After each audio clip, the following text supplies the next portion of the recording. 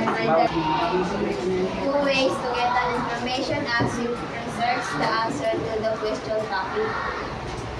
May dalawang paraan para makakuha ng way to get an answer is through online.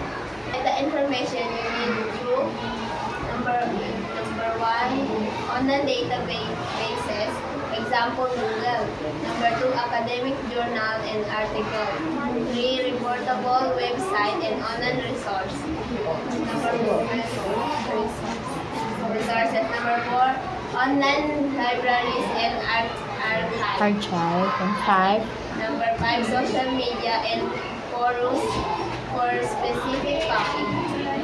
Make sure you have a heading on the words so that you know now the topic question you are answering with this information. Information offline through number one, books and academic journals from libraries.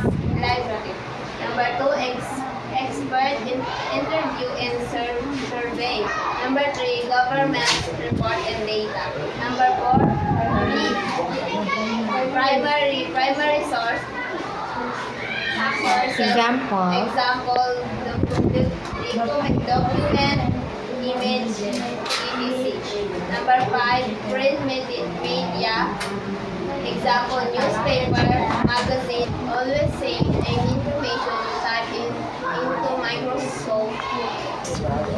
Lastly, you can use index card to copy the information needed and make sure you have a heading on the index card so you know the topic question you are answering with this information.